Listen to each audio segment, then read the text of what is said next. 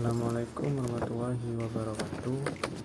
Eh, Perkenalkan, nama saya Muhammad Santri Syiar Nurullah Dava Pratama, dari Fakultas Ekonomi Prodi Manajemen.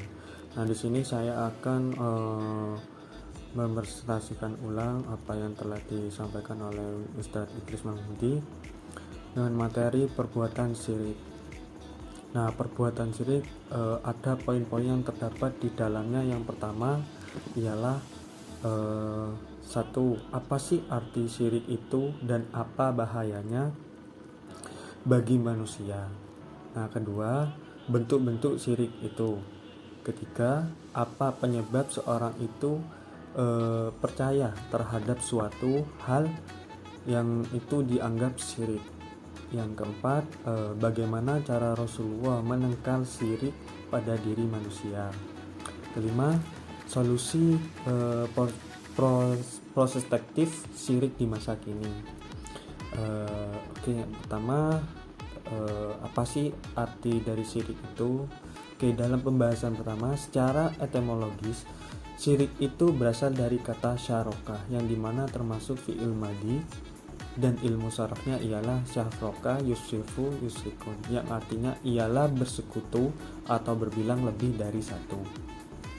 Kalau dibilang lebih dari satu, maka itu di bidang syirik. Nah, dan secara etimologis, manusia yang lebih mentuhankan lebih dari satu ialah termasuk dalam perbuatan syirik. Yang termasuk dalam Tuhan yang di sini adalah Allah, tetapi yang menyimpang dan mentuhankan yang lainnya, yang termasuk dalam perbuatan yang syirik. Yang kedua, bentuk-bentuk syirik itu. Nah, di bentuk-bentuk syirik itu dia punya Tuhan, terapi menyembah pada Tuhan yang lain, karena pada dasarnya umat Islam itu menyembah Tuhan selain Allah. Yang kedua, meyakini adanya selain Allah yang menciptakan, yang memberi rezeki, bahkan yang mematikan atau yang menghidupkan. Yang ketiga, percaya adanya makhluk Allah itu mengetahui tentang perkara Allah dalam hal gaib, contohnya dukun, ya semisalnya dukun.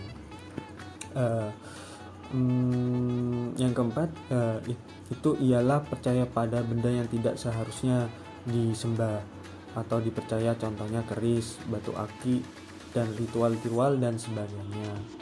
Nah, karena pada dasarnya kita hanya pasrah dan menyerahkan diri kepada Allah Subhanahu wa Ta'ala, agar kita selalu berada di jalannya yang tidak menyimpang ke perbuatan yang syirik. Ya, soal yang ketiga, apa penyebab seorang itu percaya terhadap suatu hal itu yang dianggap syirik?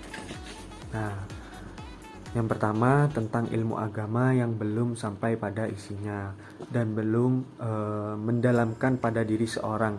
Nah, jika ilmu agama itu sudah mendalam pada diri seseorang, maka kekuatan imannya yang ada dalam dirinya sudah kokoh dan kuat, bisa menahan dirinya melakukan perbuatan yang syirik.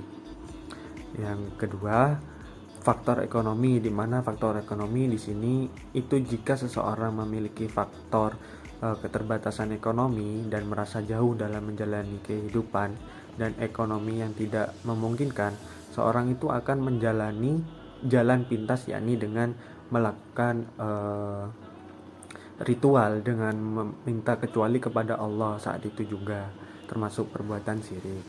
Nah, yang ketiga, kesehatan atau sakit yang lama. Orang yang mengidap penyakit yang sangat lama itu biasanya akidahnya akan sangat lemah, akan sangat rendah. Nah, soal keempat, bagaimana cara Rasulullah menangkal syirik pada diri manusia? Nah, Rasulullah sangat persuasif, ialah yang merangkul atau berdiskusi berupa Rasulullah dakwah yang disampaikan kepada umat manusia dengan ajaran yang sudah Allah terapkan, dengan ajaran yang sudah Allah berikan pada umumnya.